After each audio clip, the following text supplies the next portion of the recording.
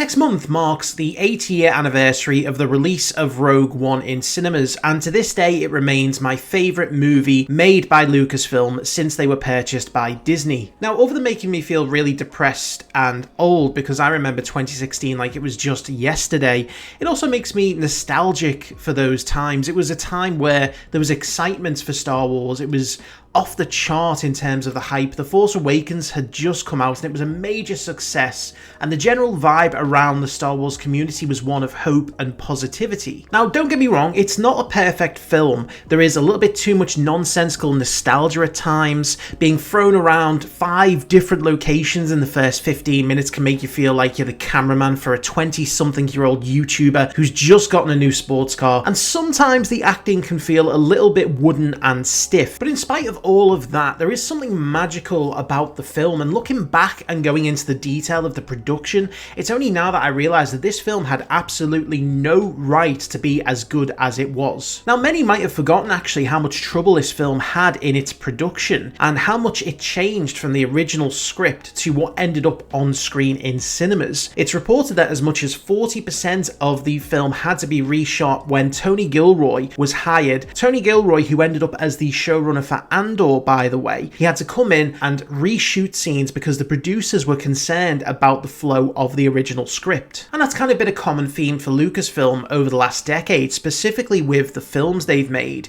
If you take a look at Solo, it had very similar problems with production. The original directors, Lord and Miller, were let go and Ron Howard had to come in and do major reshoots. You look at Episode 9 and Colin Trevorrow, the original director, presented his first draft and it was deemed insufficient and he was let go. And so you take a look at those things, you look at Solo, you look at the sequels, and they divide opinion in the Star Wars community, but you can't really say the same thing for Rogue One. And it doesn't take much looking around to find evidence of all of this chaos in production. If you look back at the 3 trailers that were released for Rogue One, you can see that there are lots of shots in there that didn't make it into the final cut of the film. Now, part of this is because some of those shots were made just for the trailers because they looked really cool, but there's other shots like Krennic walking across the beach or the group running through the Imperial base with the Death Star plans that were originally shot and were supposed to be in the film but just didn't make it because of all the reshoots. And it is quite strange, but it does lend credibility to the rumours of massive production issues and reshoots. But now, years later, we do know from certain behind the scenes sources that there were concerns about the original script. We do know some elements of that original script. Take, for example, the ending, which in the final cut of the film saw each of the rebel heroes get taken down one by one.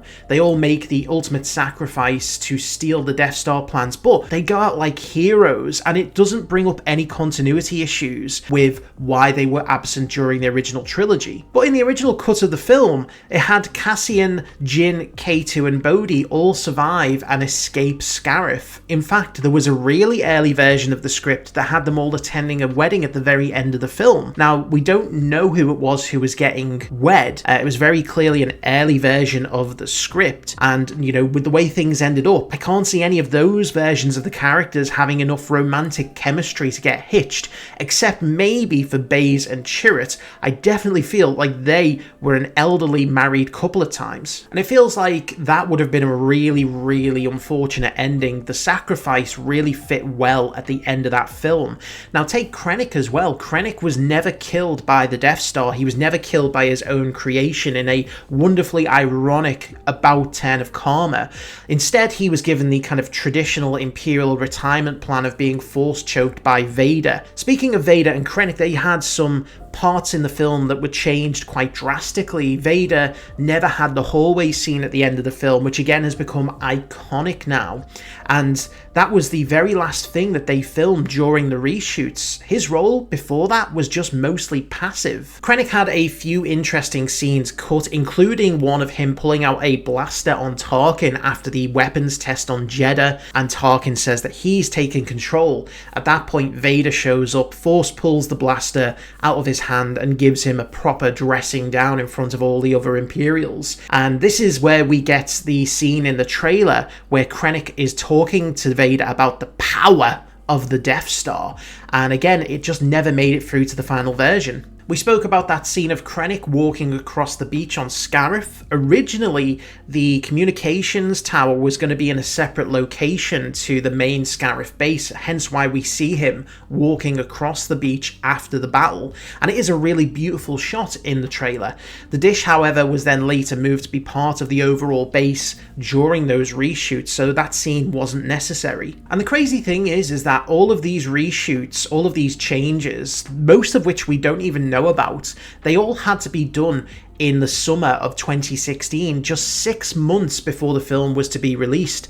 So for it to come out as well paced and well edited as it did is nothing short of a cinematic miracle. Now, if you think making major changes to the production just 6 months out was cutting it close, wait until you hear about the soundtrack. It was originally going to be produced by Alexandre Desplat, but because of the major changes in the post-production schedule, it had to be ditched entirely and redone from scratch. And so in September 2016, just 3 months before the film was to be released, Michael Giacchino was hired to do the soundtrack in full. He only had 4.5 weeks, and considering the fact that we only had a short amount of time to get that recorded, I think he produced some massive bangers. Here's a few of my favourites.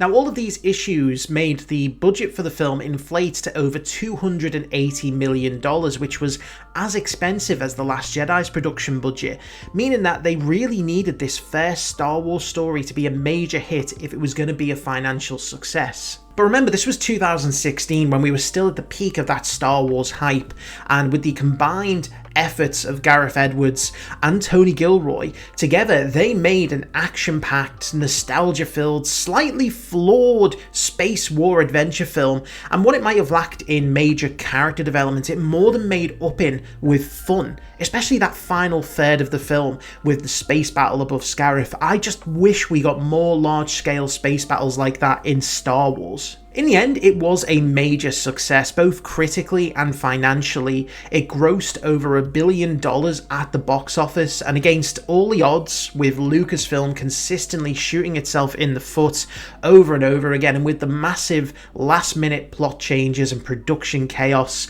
somehow, some way, they made a really, really good film, and the vast majority of the audience seemed to enjoy it, and I can't remember the last time that we were able to say that about something Star Wars related. And although the A Star Wars Story format didn't last much longer, again owing to poor management decisions from Lucasfilm, it did leave a lasting legacy. We've been graced with the Andor show, which is the prequel to the film itself, which we're getting the second season for coming up in April next year, and it gave us a true look at the darker side of the rebellion. It gave us a look at the grittier side of the rebellion, and in the end, all of the heroes had to sacrifice themselves for the cause, and it just felt right. Rogue One, by all rights, should have been a disaster, but it wasn't.